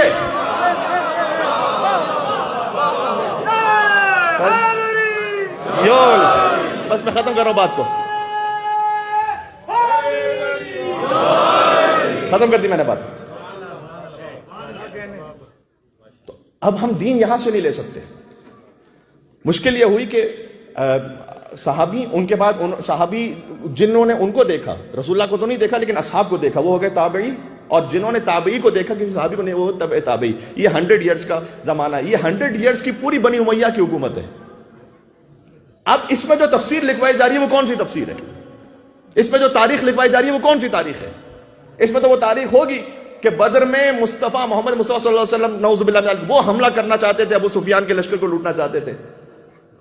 مجھے بتائیے گا کہ شام میں جب گورنمنٹ بنی ہوگی ان کی، اور قرآن میں جنگ بدر کے بارے میں آیتیں ہیں، تو جب قرآن پڑھا جاتا ہوگا، تو جب معاویہ سے مثال کے طور پر حاکم شام سے پوچھا جاتا ہوگا کہ یہ کون تھا رسول اللہ کے مقابلے میں، تو وہ یہ فرماتے ہوں گے کہ میرے باپ ہی آئے تھے۔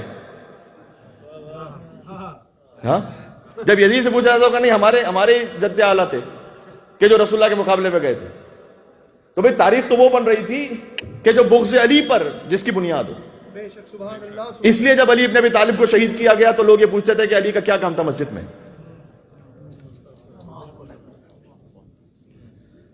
جب بچوں کو تقسیم کیے جاتے تھے گورنمنٹ کی طرف سے چھوٹے چھوٹے بکری کے بچے, اور پھر رات کے وقت ایسا ہوتا تھا کہ جب وہ کھیل رہے ہوتے تھے نا تو کوئی 2-4 لوگ آتے تھے, وہ بچے کو تھپڑ مار کے بکری کا بچہ لے کے چھین کے جاتے تھے, اور جب وہ اپنے ماں باپ کے پاس روتے پیٹتے جاتا تھا اور اس کے ماں باپ آتے تھے دربار میں, تو وہاں پہلے سے کچھ لوگ موجود ہوتے تھے کہ جو اس بچے سے کہتے تھے کہ کیا وہ جو بکری کا بچہ تمہارا چھین لیا گیا کیا وہ سفید رنگ کا تھا, اس پر کیا وہ ایسا سیاہ نشان بھی تھا؟ وہ کہتا بالکل بالکل ایسے ہی تھا, ایسے ہی تھا. تو کہتے تھے ہم نے دیکھا بھی, راستے میں علی لے کے جا رہے تھے, ہم نے دیکھا تھا بھی.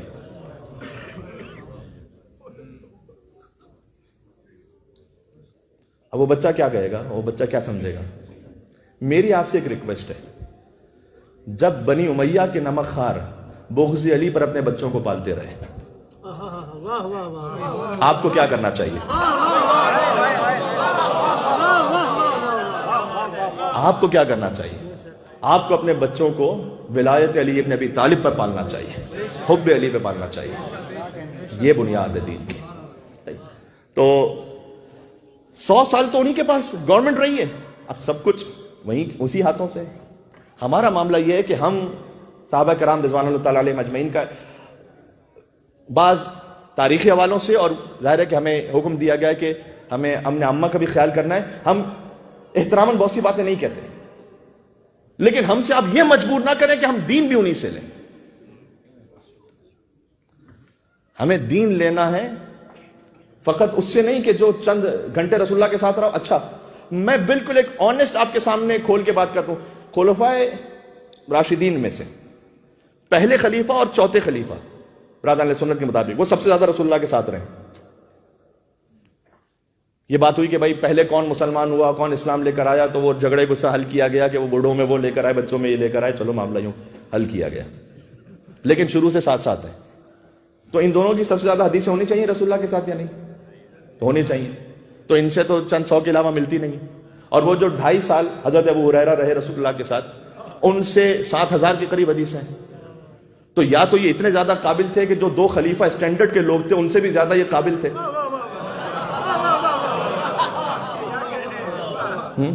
کہ ان سے بھی زیادہ یہ رسول اللہ کو سن کے بیان کر دیتے تھے. یہ کیا ہو رہا ہے تاریخ اسلام میں؟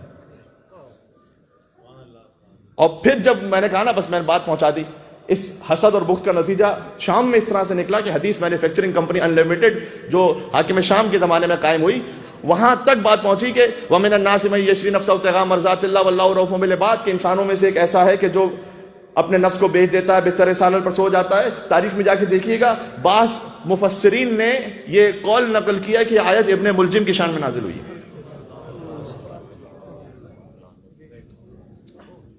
اب آپ مجھے مجبور نہ کیجئے کہ میں ایسوں سے دین لوں, میں نہیں لے سکتا.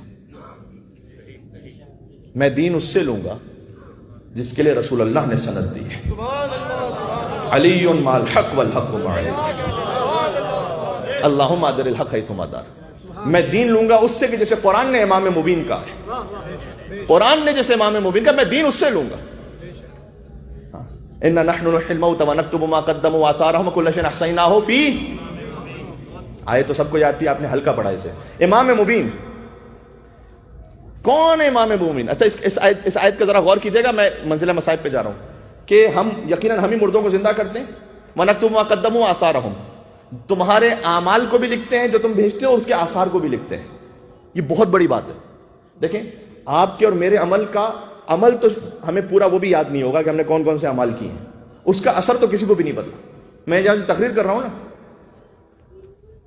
اب ہم نے تو گفتگو کر لی, اب ہو سکتا ہے کہ آپ میں سے کسی کو کسی حوالے سے کوئی اصلاح ہو گئی انشاءاللہ, اس نے اس پر عمل کیا. ابھی میں نے طلاق وغیرہ کے حوالے سے بات کی تھی, ہو سکتا ہے کسی کی زندگی بچ گئی, خاندانی زندگی اس کی انٹیکٹ ہو گئی, اس وجہ سے اس کے بچوں کی تربیت ٹھیک ہو گئی, بچے ماں باپ کے ساتھ رہے, اس وجہ سے ان کی جنریشنز میں ایمان چلتا گیا. یہ سارے میری مجلس کے آثار ہیں جو نہیں پتا مجھے. اس طرح برے آثار بھی ہو سکتے. کسی نے ایک بری ویڈیو انٹرنیٹ پہ ڈالی ہے, انسٹا پہ, یوٹیوب پہ, اب اللہ جانے اس کی وجہ سے کون گناہ کی طرف چلا گیا. اور بعض گناہ ایسے ہوتے ہیں کہ جو خاندانوں کو توڑ دیتے ہیں. کون اس حد تک آگے چلا گیا کہ اس کا فیملی بریک اپ ہو گیا, کون نشے کی طرف چلا گیا, کون ڈرگس کی طرف چلا گیا. تو ایک گندی بری ویڈیو ڈالنے کا اثر یہ ہے کہ اس کے آثار بھی ہو سکتا ہے جنریشن تک چلتے رہیں. ہمیں سے کسی کو نہیں پتا کہ کس کا کیا اثر ہو رہا ہے. اچھے کام کریں گے انشاءاللہ اچھی نیت سے, اچھے آثار ہیں اس کے, اور اس کا ثواب ملتا رہے گا. اللہ تعالیٰ نے قرآن میں کہا فقط تمہارے اعمال نہیں لکھتے, وہ آثار ہوں, اس کے آثار کو بھی لکھتے ہیں. ہو سکتا ہے ایک عمل کے thousands of reactions ہوں, سب لکھتے ہیں ہم. پھر آگے کا وَكُلَّ شَيْءٍ أَحْصَيْنَاهُ فِي إِمَامٍ مُبِينٍ. لیکن یہ سارے اعمال اور یہ سارے آثار ہم امام مبین میں جمع کرتے ہیں.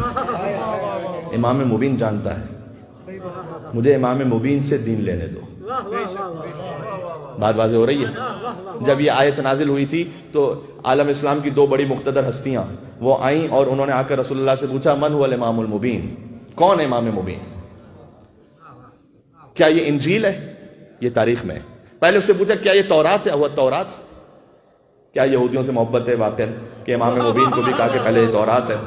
تو کیا یہ تورات ہے؟ حضور نے کہا اللہ. کیا یہ انجیل ہے؟ حضور نے کہا اللہ. مسجد کا دروازہ کھلا اور دروازے سے ایک اور دروازہ داخل ہوا.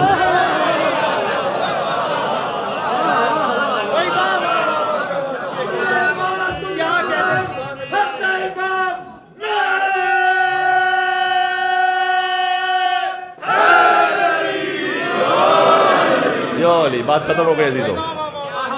مسجد کے دروازے سے علم کا دروازہ داخل ہوا. حضور نے اشارہ کر کے کہا ھذا ھو الامام المبین. یہ وہ امام مبین ہے کہ اللہ نے ہر شے کا احساس میں کیا ہوا ہے. سبحان اللہ, کیا کہنا. یہ جو حضور نے اشارہ کیا نا, اس سے میں بالکل ایک اور نتیجہ بھی عکس کر دوں. یہ تو سب جانتے ہیں کہ بھائی علی امام مبین ہے. دیکھیں اللہ تعالیٰ کو جو نا جو رب ہوتا ہے نا, اس سے اشارہ نہیں کیا جا سکتا کہ وہ یہاں پر ہے. امام نے کہا ان اللہ عین العین. اللہ وہ ہے کہ جو اس کہاں کا خلق کرنے والا, ڈائریکشن کا. اللہ اس ڈائریکشن سے ماورا ہے. جو نعوذ باللہ علی رب کہنے والے ہیں نا, وہ مجھے بتلائیں کہ وہ ایسی حدیثوں کا کیا کریں گے کہ جہاں رسول اللہ نے علی کی طرف اشارہ کیا ہے, اور کسی کو اور یاد ہو نہ ہو, یہ تو سب کو یاد ہے کہ من کنت مولا.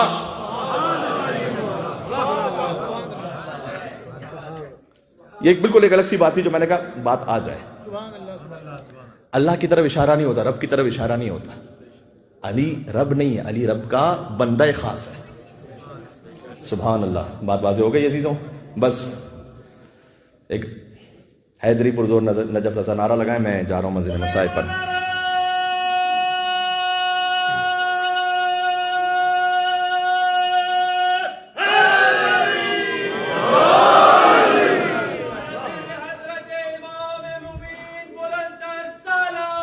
مل کے صلوات.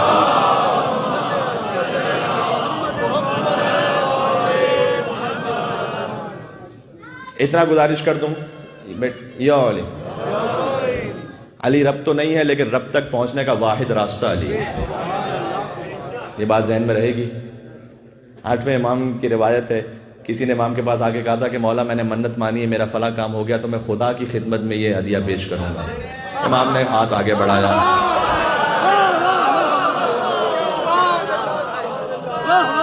یہ ید اللہ ہے.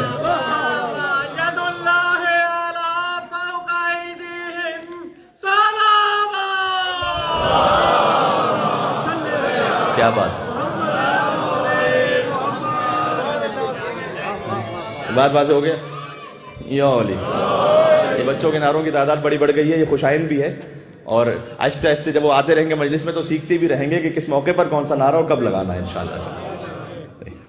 تو بچوں کو منع اس لیے نہیں کرتے ہیں کہ بچوں کی حوصلہ افزائی ہوتی ہے, اور پتہ نہیں کون سا کس کا نعرہ حیدری کام آ جائے ہم سب کے لیے قبر میں. جو یہاں یا علی بولے گا وہی قبر میں یا علی بولے گا, ہے نا. تو انشاءاللہ بس عزیزوں, علی وہ معجزہ ہے کہ جس کی کوئی مثال نہیں ہے. کل میں نے کل کی گفتگو یہاں سے شروع کروں گا شب 21 سے, اور میں چاہ رہا ہوں کہ میں آپ کو لے کر آؤں بنی امیہ کے دور تک, اور میں آپ کو جمل صفین تک بھی لے جاؤں کل اگر ہو سکا تو. علی وہ نسخہ ہے کہ جس کی کوئی کاپی نہیں ہے. کل کی بات یہاں سے شروع ہوئی تھی اور آج بات یہاں رک رہی ہے. ایک کنیز مولا کائنات کے گھر میں تھی، اسے پوچھا گیا کہ رجب، شعبان اور رمضان 3 عبادت کے مہینے ہیں، یہ بتلاؤ علی کس میں سب سے زیادہ عبادت کرتے تھے؟ تو اس نے کہا کہ تم رجب، شعبان اور رمضان کی بات کرتے ہو، میری تو زندگی گزر گئی، میں نے علی کے رمضان اور شوال میں فرق محسوس نہیں کیا۔ معصوم عبادت گزار علی، اس کے ماننے والوں کو کیسا ہونا چاہیے، سوچنے کی بات ہے۔ اور پھر اس نے کہا کہ میں اگر مختصر بتلاؤں تو یہ کہ جو ساری زندگی میری علی کے گھر میں گزری، تو میں نے دن میں کبھی علی کے لیے کھانا نہیں لگایا اور رات میں کبھی علی کے لیے بستر نہیں اٹھایا۔ نہیں، کیا کہنا۔ تو عزیزوں، آج علی کا سر زخمی ہے اور علی کی بیٹیاں علی کے سر کو دیکھ کر رو رہی ہیں۔ اللہ تعالیٰ نے آپ کو اولاد عطا کی ہے۔ اگر باپ کسی تکلیف یا زحمت میں آ جائے تو بالخصوص بیٹیاں بڑی حساس ہوتی ہیں۔ میں کہوں گا کہ اے بی بی، آپ عادت کر لیجئے گا، اس لیے کہ آپ کو حسین کا سر 900 میل تک نوکے نیزہ پر دیکھ رہا ہے، جس سر پر کبھی کوئی پتھر پھینک رہا تھا، کبھی یا اللہ۔ یہ بی بی زینب سلام اللہ علیہا کے مصائب ہیں کہ علی کا سر زخمی حالت میں دیکھا۔ مجھے یہ کہہ لینے دیجئے، آپ منزل مصائب پر ہیں، کہ رمضان کی ابتدا میں جو 40-41 ہجری کا رمضان تھا، اس کی ابتدا میں مولا کے پاس ابن ملجم آیا تھا ملنے کے لیے۔ اللہ تعالیٰ ہمارے ایمان کو سلامت رکھے۔ دیکھیں، شروع میں انسان کیا ہوتا ہے، آخر میں کہاں پہنچ جاتا ہے۔ تو یہ رزق حرام کی وجہ سے ہوتا ہے کہ اگر حرام رزق ہے نا شکم میں، تو پتہ نہیں ہوتا کہ آخر میں انسان مولا علی کی ولایت پر رہے گا یا نہیں رہے گا۔ خیال کرے۔ ابھی میں آپ کو ابن ملجم کی بات سناتا ہوں۔ ابن ملجم نے مولا علی سے آ کے ملاقات کی تھی، تو مولا نے اس سے کہا کہ کیا تجھے یاد ہے کہ جب تیری یہودی دایا تجھے پالتی تھی، خود اس میں ایک جملہ موجود ہے کہ اپنے بچوں کو آپ چائلڈ کیئر میں کس کے حوالے کر رہے ہیں، ذرا سوچئے گا۔ اس لیے کہ مولا نے اس سے کہا تیری یہودی دایا جب تجھے پالتی تھی، تو پالنے والی کے اثرات ہوتے ہیں، فقط ماں کے اثرات نہیں ہوتے۔ آپ اپنے بچوں کو کس ٹیچر کے حوالے کر رہے ہیں، کس چائلڈ کیئر میں بھیج رہے ہیں، کہاں کس کے پاس پڑھنے کے لیے بھیج رہے ہیں، کس گیدرنگ میں بھیج رہے ہیں، یہ بہت زیادہ اہم ہے، بہت اہم نکتہ ہے جو خیال کیجیے گا، اور بچوں کی تربیت میں بہت زیادہ اس کا اثر ہے۔ تو مولا نے کہا تیری یہودی پالنے والی جب تجھے پالا کرتی تھی، تو جب تو روتا تھا تو تجھے منہ پر مار مار کر چپ کرواتے ہوئے یہ کہتی تھی کہ تو وہ ہے جو ناقہ صالح کی اونٹنی کو کاٹنے والا ہے، اس کے پیروں کو کاٹنے والا ہے۔ اچھا، جب ناقہ صالح کا حوالہ آ جائے نا اہل بیت کے مصائب میں، تو یہ سخت ترین منزل ہوتی ہے، یعنی یہ وہ حساس منزل ہوتی ہے۔ حسین کے ہاتھ میں بھی 6 ماہ کے علی اصغر کا جب لاشا تھا، تو حسین کہتے تھے پروردگار کیا میری حیثیت ناقہ صالح سے بھی کم تھی؟ تو مولا نے کہا کہ تو وہ ہے کہ مجھے قتل کرنے والا ہے، تیری تلوار مجھ پہ چلنے والی ہے، ہو سکے تو اپنے آپ کو میرے قتل سے بچا لے۔ اس کا مطلب یہ نہیں کہ اللہ تعالیٰ نے اسے اختیار لے لیا تھا، مولا اپنے علم سے غیب کی خبر دے رہے ہیں کہ جو اپنے اختیار کے ساتھ وہ کام کرنے والا ہے۔ اس نے کہا کہ اے علی، اگر میں آپ کو ماروں گا تو یہ تلوار آپ میری لے لیجئے، اس وقت آپ مجھے مار دیں۔ ایک جواب مولا نے فقہی دیا، کہا جب تک جرم نہ ہوا ہو اس وقت تک سزا نہیں دیتا علی۔ دوسرا جواب وہ دیا جو علی ہی دے سکتے تھے، اور وہ یہ دیا کہ میرے رسول نے اور میرے اللہ نے مجھے یہ بتلایا ہے کہ تو میرا قاتل ہے، مجھے یہ نہیں بتلایا کہ میں تیرا قاتل ہوں۔ وہ یمن کی طرف چلا گیا اور پھر وہ 18 رمضان کو واپس آیا اور اس نے اب دوبارہ مولا علی سے ملاقات نہیں کی۔ کل پڑھ چکا ہوں کہ جب علی ابن ابی طالب پہنچے مسجد میں، پہلی رکعت تھی، پہلا ہی سجدہ تھا، ابن ملجم کی تلوار چلی، صدا گونجی فزت و رب الکعبہ، کعبے کے رب کی قسم علی کامیاب ہو گیا۔ سوائے علی کے جملہ کوئی اپنی شہادت پر کہہ نہیں سکتا تھا، کعبے کے رب کی قسم علی کامیاب ہو گیا۔ اس کے بعد کوفہ کی خاک لی اور اپنے سر پر رکھی اور آیت پڑھی اس وقت، منہا خلقناکم وفیہا نعیدکم ومنہا نخرجکم تارۃ اخری، اسی مٹی سے خلق کیے گئے ہیں، اسی مٹی میں پلٹائے جائیں گے، اسی سے دوبارہ اٹھائے جائیں گے۔ کیا کہنا، علی مع القرآن والقرآن مع علی۔ علی نے آیت پڑھی، حسن کو آگے کیا اور حسن کی امامت میں نماز کو مکمل کر کر حسن کی امامت کا اعلان کیا اپنے بعد۔ پھر علی نماز کے بعد غنودگی میں گئے، اور غنودگی میں جانے کے بعد پھر مسجد سے نکلنے سے پہلے علی نے ایک اور سجدہ کیا، اور اس سجدے میں اللہ سبحانہ و تعالیٰ سے کہا کہ اے پروردگار، جب قیامت میں انبیاء و مرسلین تیرے سامنے جمع ہونا، جب سارے ملائکہ مقربین ہوں، انبیاء و مرسلین ہوں، تو ان سب کے سامنے میرے لیے گواہی دینا کہ علی نے تیری عبادت میں کوئی کمی یا کوتاہی نہیں کی تھی۔ یہ بھی سوائے علی کے کوئی کہہ نہیں سکتا تھا. علی نے تیری عبادت میں کوئی کمی نہیں کی تھی پروردگار، یہ تو گواہی دینا. اس کے بعد گلیم کو منگوایا کہ ایک موٹی چادر. مولا اس وقت ظاہری کیفیت یہ تھی کہ پیروں سے چل نہیں پا رہے تھے. اچھا یہ گلیم میں اہل بیت کے لاشوں کا جانا یہ کربلا تک سنت جاری رہی پھر، اس لیے کہ جب عباس کا لاشا سید سجاد اٹھانے کے لیے پہنچ گئے تو مقتل میں ہے کہ ایک طرف سے لاشا اٹھاتے تھے تو دوسری طرف سے گرتا تھا، پھر دوسری طرف سے اٹھاتے تھے تو سر عباس گرتا تھا. اس لیے کہ علی کے اس بیٹے پر اتنی تلواریں پڑی تھی کہ عباس کا جسم ٹکڑے ٹکڑے ہو گیا تھا. مولا نے چٹائی کو منگوایا، گلیم سے مولا نے عباس کے لاشے کو لحد میں اتارا. آپ رو رہے ہیں تو میں ایک جملہ اور کہہ دوں، سجاد لحد میں اتر کر کہتے تھے چچا خدا نے جو امتحان آپ سے نہ لیا وہ آپ کا بھتیجا سجاد دے رہا ہے. آپ کی وہ بہنیں جو کبھی گھر میں بھی بے مکنا و چادر نہ ہوئی، آج کوفے کا بازار ہے، شام کا دربار. قاسم کا لاشا بھی گلیم میں گیا تھا، قاسم ابن حسن. آپ جانتے ہیں نا کہ بی بی زینب نے پوچھا تھا کہ بھیا آپ کے ہاتھ تو خالی ہے، لاش کہاں ہے؟ حسین نے کہا تھا بہن یہ جو پیٹھ پہ گٹھری دیکھ رہی کہاں ہے مولا علی پر رونے والے؟ علی کی اولادوں پر بھی روتے جاؤ. علی کی اولادیں کٹتی گئی، کوئی پامال ہوا، کسی کے گلے پر تیر لگا، کسی کے کلیجے میں برچھی اتر گئی. اور علی کی بیٹیوں کا تو نہ ہی پوچھو، کبھی پتھر مارے گئے، راہ کوفہ اور شام میں کبھی گرم پانی پھینکا گیا. میں نے خود پڑھا ہے، اگر نہ پڑھتا تو نہ پڑھتا، اگر میں نے کتاب میں نہ پڑھا ہوتا تو نہ کہتا.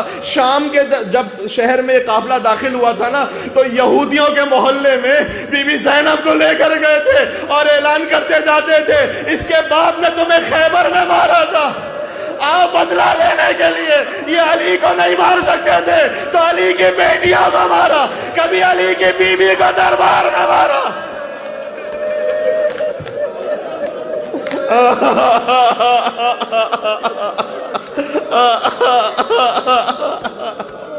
عزیزوں کلیجہ کٹ گیا. یہ علی کو جنگ میں نہیں مار سکتے تھے، لہذا سجدے میں پشت سے علی کو مارا.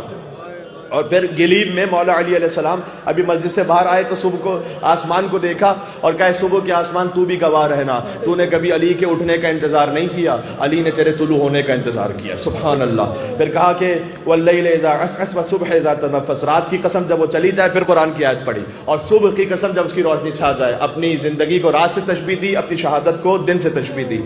اور پھر آگے بڑھتے بڑھتے اپنے اصحاب سے کہا کہ مجھے اتار دو اب، اس لیے کہ جب میں گھر سے چلا تھا نا تو پیدل چلا تھا، اب میری بیٹیاں جب مجھے چادر میں دیکھیں گی تو وہ ضبط نہیں کر پائیں گی، تو میں بمشکل صحیح لیکن میں چلتے چلتے جاؤں گا.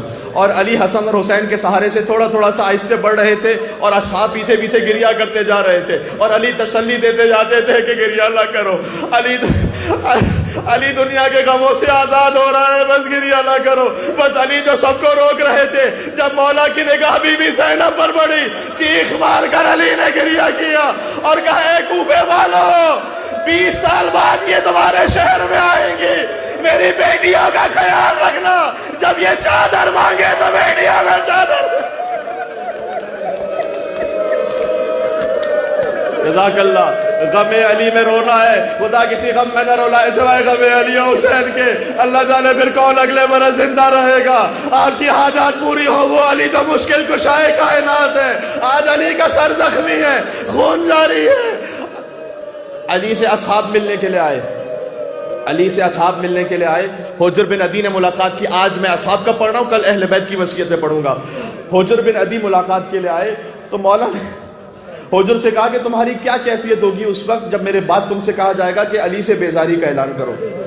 کہا مولا میں مرتے مر جاؤں گا لیکن آپ سے برات کا اعلان نہیں کروں گا. کیا کریم علی ہے. علی نے کہا اے حجر، علی تمہیں اجازت دیتا ہے، اگر جان بچانا ضروری ہو جائے تو مجھ سے بیزاری کر دینا اور اپنی جان بچا لینا. لیکن اگلا جملہ میرے سینے کو چیر دیتا ہے. کہا لیکن اے حجر، اگر تم سے کوئی کہے کہ علی کو کافر کہو تو کبھی کافر نہ کہے. میں کہوں گا مولا کیا وقت آ گیا علی ابن ابی طالب پر کہ حجر سے کہا جائے کہ علی کو کافر کہا حجر مجھے کافر نہ کہنا، اس لیے کہ پلک جھپکتے ہوئے کبھی لمحہ بھر بھی علی نے شرک نہیں کیا، کفر نہیں کیا. ازبق بن نباتہ وہ بہت زیادہ رو رہے تھے مولا علی کے قدموں میں. تو مولا نے کہا کہ ازبق، علی دنیا کے غموں سے آزاد ہو گیا، نہ رو. کہا مولا میں تو اپنے بے امام ہونے پر آپ کی فراق میں رو رہا ہوں. ازبق وہ تھے کہ جو صحراؤں میں جاتے تھے، علی کے ساتھ گفتگو کرتے تھے. تو ازبق کا ایک جملہ ہے، آپ کبھی کبھی اپنے کسی قریبی سے کہتے ہیں نا، ازبق نے کہا مولا یقین نہیں آ رہا کہ آپ کے بعد میں زندہ رہوں گا، آپ کے بعد زندگی گزارنی ہوگی، مولا مجھے یقین نہیں آ رہا. اچھا، اصحاب مل کر جب باہر آئے تو امام حسن علیہ السلام کچھ دیر کے لیے گھر میں تھے. جب باہر نکلے نا تو دیکھا ازبق بن نباتہ گھر کے باہر ہی دروازے پہ بیٹھے ہوئے ہیں. کہ ازبق تم گئے نہیں؟ کہ مولا ایک بار مجھے اور اپنے بابا علی سے ملا دیں. اب ذرا سننا، ازبق پھر گئے اور اپنے آپ کو علی کے قدموں پر گرا کر کہا مولا مجھے اپنے ساتھ لے لیجئے، مولا میں آپ کے بغیر زندہ نہیں رہ پاؤں گا. ازبق نے مرثیہ پڑھا جب باہر نکلے، کہا ہے علی پر رونے والوں، تمہاری بھی تو یہی کیفیت ہونی چاہیے نا. سب مل کر کہا ہے اے علی، میں دنیا میں تو آپ کے بعد آیا ہوں، لیکن میں قیامت میں آپ کے بغیر زندہ نہیں رہ پاؤں. شب جمعہ بھی ہے، شب زیارت امام حسین ہے. فقط واحد و معصوم علی ہیں کہ جب آپ ان کی زیارت کیجئے تو زیارت کے دوران مستحب ہے کہ علی کی زیارت روک کر پھر حسین کی زیارت کے لیے چہرہ آپ کربلا کی طرف کریں، حسین کی زیارت. فقط علی وہ ہیں کہ جن کی زیارت کے دوران حسین کی زیارت مستحب ہے. کیا کہنا، یہ علی و حسین کا عجب تعلق ہے. ایک ترک تھا جو بہت غریب تھا اور بڑی غربت میں بہت مشکل سے اس نے پیسے جمع کیے حسین کی زیارت پر جانے کے لیے. کاروان والوں نے اسے کئی مرتبہ دھوکہ دیا کہ کہیں چھوڑ کے چلا گیا، بائی روڈ سفر ہوتا تھا، ادھر نہیں جا سکا. یہاں تک کہ ایک مرتبہ بڑی مشکل سے بڑی زحمتوں کا سفر کر کے حسین کی زری کے سامنے جب پہنچا تو اس نے ترک زبان میں کچھ کہا تو سارے جو اس کے ترک قبیلے والے سب رونے لگے. تو ایک اور عالم تھے، انہوں نے پوچھا کہ یہ کیا کہہ رہا ہے؟ تو کہتا ہے کہ اس نے یہ کہا ہے کہ حسین کے سامنے پہنچ کر اس نے کہا مولا میں بڑا ادھر ادھر گھومتا رہا، لوگوں نے بڑے دھوکے دیے، لیکن میں ڈھونڈ کر کسی نہ کسی طرح آپ کے پاس زری پر پہنچ چکا ہوں. مولا جیسے دنیا میں ڈھونڈ کر آپ کے پاس آیا ہوں نا، قیامت میں مولا مجھے ڈھونڈ کر اللہ جانے میں کہاں ہوگا. مولا میں کس گناہگاروں کی صفوں میں ہوگا. میرا کوئی عمل قابل نہیں ہے، میری نماز اس قابل نہیں ہے، میرے روزے اس قابل نہیں ہے. اللہ تعالی مولا میں کہاں بڑا ہوں گا. مولا جیسے میں دنیا میں ڈھونڈ کر آپ کے پاس آ گیا، ویسے قیامت میں ڈھونڈ کر مولا مجھے پکڑ کر لے جانا اور کہنا یہ میرا عزادار تھا، یہ میرا.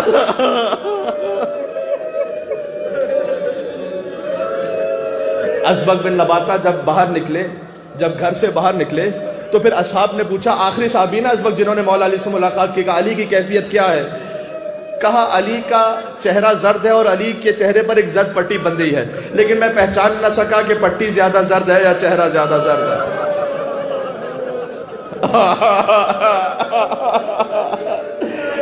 طبیب نے کہا کہ اے مولا حسن، اگر آپ کے بابا کو کچھ دودھ پلایا جائے تو تکلیف میں کچھ کمی ہوگی.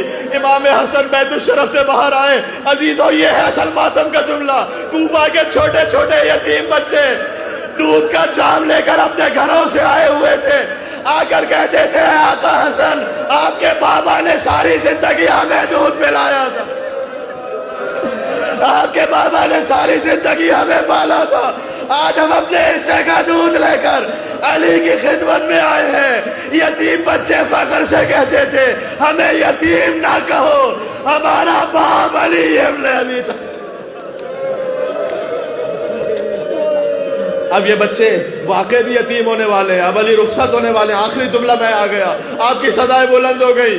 عزیزو علی نے وصیتیں کرتے کرتے ابن ملجم کو بلایا گیا. ابن ملجم کو گرفتار کر کے لائے نا تو رسیاں بہت باندھی ہوئی تھی، اس کو جکڑ کر لائے تھے. مولانا نے کہا الا تری الی عینی، اے بیٹا حسن دیکھو اس کی آنکھوں میں خوف ہے، یہ ڈرا ہوا ہے، اس کی رسیوں کو تھوڑا کھول دو. کیا کہنا کریم علی کا. قاتل کی رسیاں جس شہر میں کھلوائیں، اسی شہر میں 12 گلے ایک رسی میں بندھے ہوئے تھے دربار کوفہ میں. کبھی سکینہ کا گلا دکھتا تھا، کبھی سجاد کا گلا دکھتا تھا. پھر جب کسی نے مولا کو شربت پیش کیا تو مولا نے کہا ایسا ہی جام ابن ملجم کو بھجوایا ہے. زر کھا کر بھی جو قاتل کو ملائے شربت، زیب دیتا ہے اسے ساقی کوثر ہونا۔ بس علی اب دنیا سے جا رہے تھے، ایک مرتبہ اپنے سارے بچوں کو بلایا کہ میرا وقت آخر آ چکا ہے، تمہارے بعد میرے بعد حسن امام ہے، اپنی ایک ایک اولاد کا ہاتھ میں آخری جملے پر آ گیا، حسن کے ہاتھ میں دیتے گئے، محمد حنفیہ کا ہاتھ حسن کے ہاتھ میں دیا، اور بیٹوں کا ہاتھ حسن، علی کے 12 بیٹے ہاتھ حسن کے ہاتھ میں دیتے گئے، یہاں تک کہ حجرے سے کسی بی بی کے رونے کی آواز بلند ہوئی۔ مولا نے کہا کون سی بی بی رو رہی ہیں؟ کہ عباس کی ماں ام البنین گریہ فرما رہی ہیں۔ ام البنین کو بلایا کہ اے بی بی گریہ کا اس وقت سبب کیا ہے؟ کہا مولا ہر بیٹے کا ہاتھ تو حسن کے ہاتھ میں دے دیا، کیا عباس اس قابل نہیں تھا کہ عباس کا ہاتھ بھی امام کے ہاتھ میں دیا جائے؟ کہ نہیں، عباس کا امام کوئی اور ہے، ماتم کر لا یہاں پر، جس کے دل میں جتنا غم ہے روتا چلا جائے۔ عباس کو بلایا، حسین کو بلایا، عباس کا ہاتھ حسین کے ہاتھ میں دیا کہ عباس آج سے تیرا امام حسین۔ لہذا جب شب عاشور حسین نے چراغ بجھا دیے، چراغ روشن کیے، کوئی نہ گیا، کہ عباس تم نہیں گئے، عباس چلتے رہے، کہ کہاں جا رہے ہو؟ کہ نجف جاؤں گا، بابا سے کہوں گا کیا اسی دن کے لیے میرا ہاتھ حسین کے ہاتھ میں دی۔ وصیت کی لا تشرب الماء قبل ان یشرب اطفال الحسین، عباس اس وقت تک پانی نہ پینا جب تک حسین کے بچے پانی نہ پیے۔ ارے یہ علی کی وصیت تھی فرات پر، عباس کیسے پانی پی لے؟ بس جب علی کا بیٹا مارا گیا فرات پر، حسین نے عباس کا علم لیا، علی کے بیٹے کی نشانی تھی۔ سکینہ نے دیکھا علم آ گیا، اے اہل حرم میر و علمدار لیوم سقائے حسین سید سالار۔ السلام علیکہ یا امین اللہ فی ارضہ وحجتہ علی عبادہ،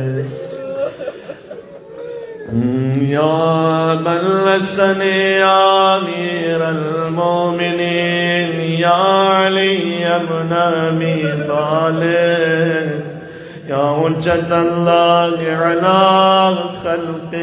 آپ کو نجف کی طرف اپنے دلوں کو کیوں لے جانا چاہیے جانتے ہو؟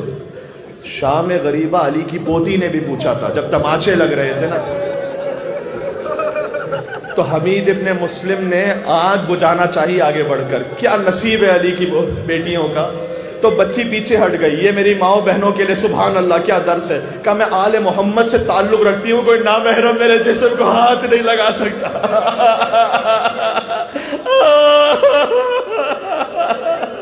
اس نے کہا بی بی فقط میں دامن پکڑ کر آگ بجھاؤں گا۔ جب آگ بجھا لی تو سکینہ نے کہا تو کچھ رحم دل، اب تک جو آیا تماچے مارنے والا آیا، کوڑے لگانے والا آیا، ایک مہربانی مجھ تک کر دے یا علی کہہ کر رونا۔ کہ بی بی کیا کہو؟ کہ نجف کا پتہ مجھے بتا سکتا ہے۔ کبھی بھی نجف جا کر کیا کرو گی؟ کہ تجھے نہیں معلوم نجف میں میرا دادا کائنات کا مشکل کشا علی مرتضیٰ رہتا ہے، نجف جا کے کہوں گی دادا آپ بھی کہیے مولا ہر ایک کی مشکل کشائی کرتے، مولا آپ کا یہ فقیر آیا ہے۔ یا سیدنا و مولانا انا توجہنا واستشفعنا وتوسلنا بک الی اللہ وقدمناک بین یدی حاجاتنا یا وجیہا عند اللہ اشفع لنا۔ اتنا بڑا مجمع ہے ماشاءاللہ، یہاں سے وہاں تک مل کے یا وجیہا نام علی پڑھیں، آخری مرتبہ نام علی پڑھیں، یا وجیہا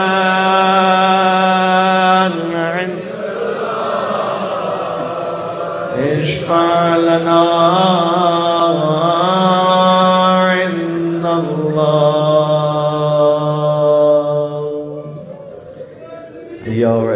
سے